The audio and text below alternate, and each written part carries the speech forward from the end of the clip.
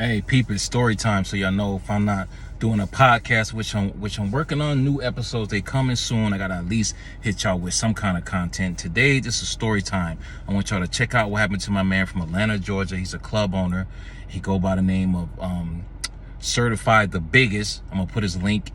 I'm gonna put the link there so you can hit it. Sorry if I'm stuttering. I haven't ate all day, right? About to eat in a minute. That's why this video is not about to be too long, but I'm about to put his link so y'all go follow him on IG, but check his story and I'll be right back with mine. So y'all know I'm gonna always keep y'all in the loop. If you know me, y'all know that R&B Wednesdays is for the ladies, and I always make sure all the ladies have a good time. If I ever see women at my bar buying drinks by themselves with no man, I normally will offer them extra drinks or offer them discounts on food or free hookah. You know, I just like to make sure everybody's enjoying themselves. So last night, I randomly ran into two females that was at the bar, and I saw them buying drinks. So I took some shots with them, and it was nothing too major. Wasn't trying to holler at them or anything like that. It's just I seen two young black women buying drinks on their own, so I added something onto what they had going on. So I go back to my section. I'm partying. I consistently walks around my club and texts on tables. This is just something that I do. I'm always making sure that my servers are taking care of the people that I brought into my establishment. So I walks around the club, make sure everybody's okay.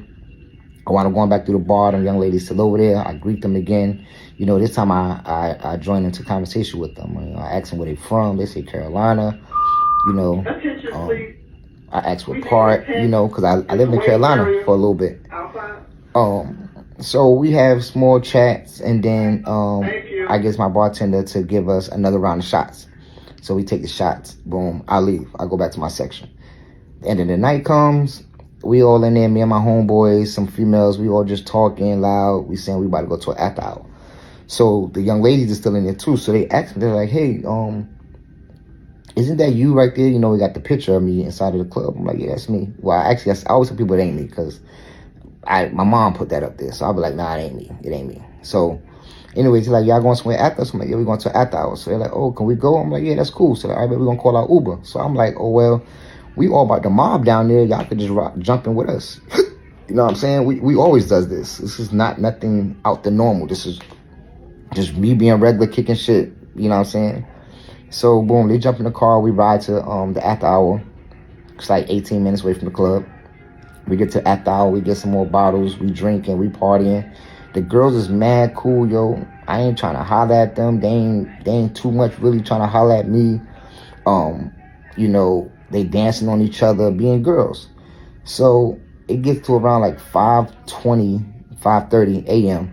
So now I'm like, I'm ready to go. You know what I'm saying? So I tell the girls, I'm like, hey, look, y'all gonna call an Uber because we about to all get up out of here. So they're like, yeah, okay, bet. So when they call an Uber, the Uber like 20 minutes away.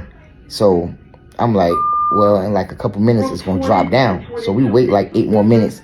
It ain't really dropped down too much. So at this time, it's like 5:30, 5:40 or something like that a.m. So I'm really burnt. Like, I'm drunk as hell, bro. Like, I'm like, nigga, if I stay here any longer, I'm not gonna be able to drive home. My crib only like 8 minutes up the street. So I'm like, look, y'all can call an Uber from my building because I'm not taking them in my building because there's no need. You know what I'm saying? And I ain't pressed because my building is so secure. You know, you can't get in, can't get on the elevator, you can't get in the building, you can't do nothing at my building. So I'm like, y'all can just ride me to the building and call an Uber from there. At least I'll be in my parking garage where I can goddamn go on upstairs, go to home. So we jump in the whip. So they like, take a shot. I'm like, nah, I don't want no more liquor. You know what I'm saying? Like, I'm toasted. So it's a gas station on a corner. So I stop at the gas station and grab me a water and a Slim Jim. So, and a Sprite. I always do this. I always have a Sprite for the morning because I be feeling mad sick and I don't like ginger ale. So I got stop at the store. So I go in the store, I get that. Boom, I get back in the car. So they're like, how far is the house from here? So I'm like, it's like 3 minutes up the street. They're like, all right, bet. They're like, well, it's only a little bit left of liquor. We got to take this last shot. We might not even see you no more, but we appreciate the hospitality and, you know, making sure we good. So I'm like, all right, whatever. Take the drink. I drive home. I made it to my house. That's the last thing I remember, y'all. I woke up. at I think like 12:30 this afternoon. These girls done took both my Cubans. It's like 60K. Took 4 of my gold diamond rings, my pistol, and a couple thousand out of my pocket. I don't even remember what the fuck happened, yo. But now, I came to the hospital, and they're giving me IVs and all type of stuff to flush out my system from the drugs that was inside of me. I threw up a lot. I guess whatever it was eating the lining of my stomach, so a lot of blood came up with the throw up. Definitely doodle boy, definitely diarrhea, and just a real bad headache. So I say that to say I would never in a million years would have thought that would have happened to me, for real, like never. And the drug that they gave me, if they would have gave me too much of it, I would have OD'd on it. You know what I'm saying? I could have OD'd. And these girls are stupid. Just dumb because they stupid ass actually use their debit card in my club. Use their debit card in the club, so I have the transactions and I'm able to pull your name and everything from the bank, all your information. Then y'all called an Uber to my club.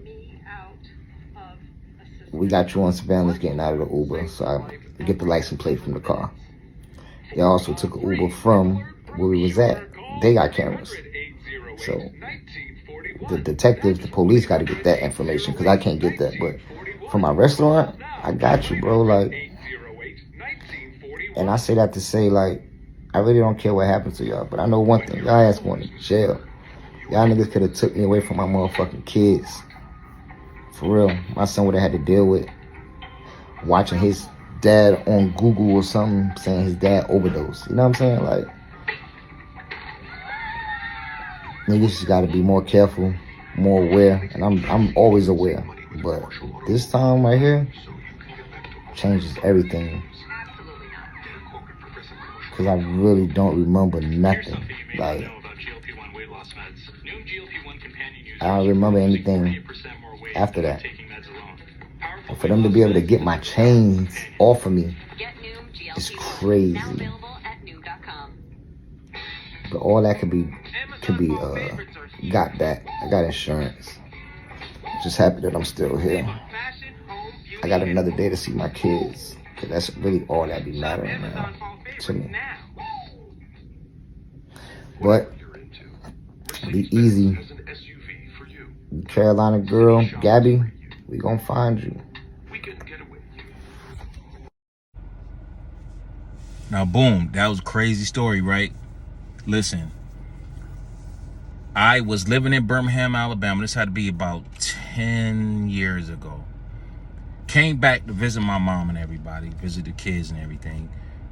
I'm like, I'm gonna go out, you know. I think it was a Friday night. I'm gonna go out. At this time, I'm a heavy Long Island iced tea drinker. I'm like, I was killing them. I was so good at recognizing those drinks. Like, if a bartender gave me one, I could tell it was weak because it was like see-through. When they thick, that's when they good. That's when they got all that good, you know what I mean, that good stuff up in there, right? So I'm ordering these Long Island iced teas. I make the mistake of like pulling out like a wad of money. Like, I don't know, probably like $800, you know, maybe 1,000. Close to it at least, right? And I'm buying drinks. I see my man in there. I'm gonna let his name, you know what I'm saying, shout out to WSP. See him in there, me and him chopping it up. And buying him drinks, we chopping it up. He leave, he go off his way. I see 2 girls that I went to high school. I see one girl that I went to high school with. She was with another girl. So, you know, I ain't seen her in a long time. You know, we just kicking or whatever, you know. I'm like, what you drinking? You know, when I get tipsy, I'm trying to make sure everybody having a good time. That's just the type of person I am.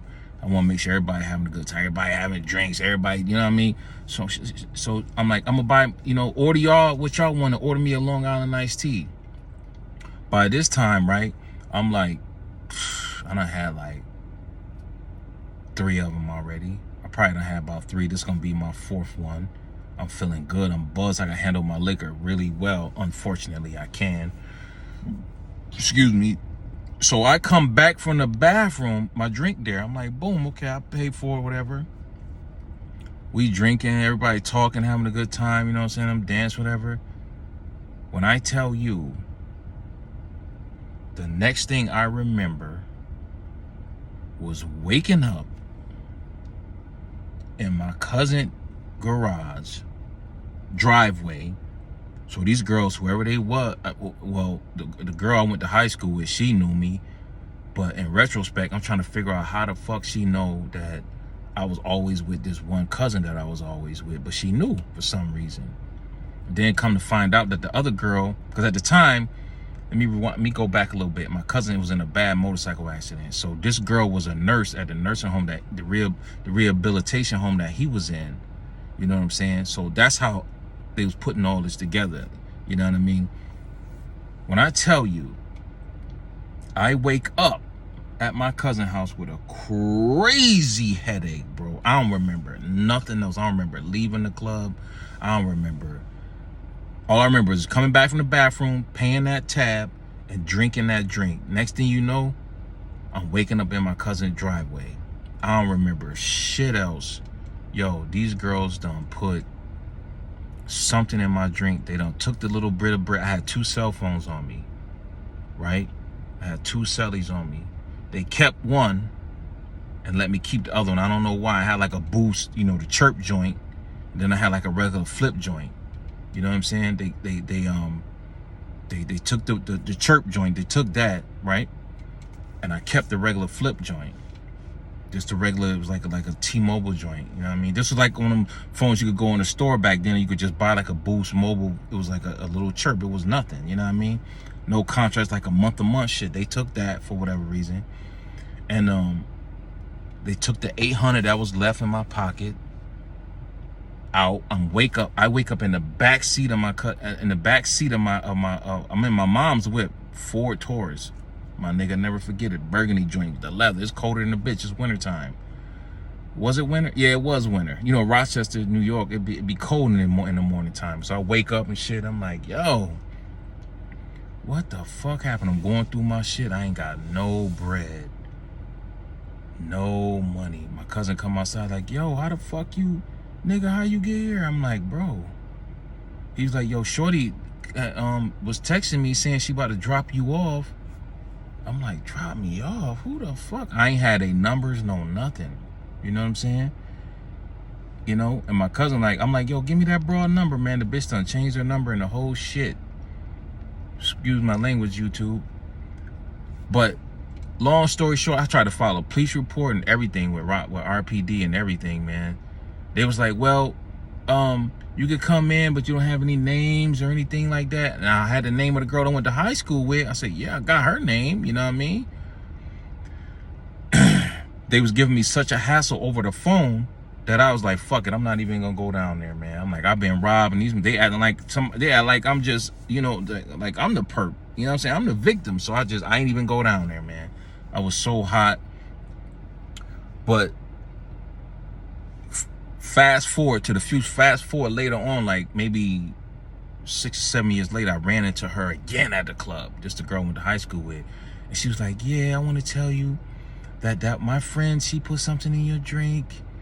And I'm looking like, man, I should slap the piss out this broad. You gonna let somebody, me and you know, we went to high school together, whatever, in the same class, you gonna let somebody put something in my drink? That shit could have killed me. You know what I mean? It could have killed me. Yeah, but I ain't take none of your money. I'm like, man, listen, I know y'all probably split that 800. Y'all got 4 apiece. We dropped you off. I was like, you know what? It's all good, man.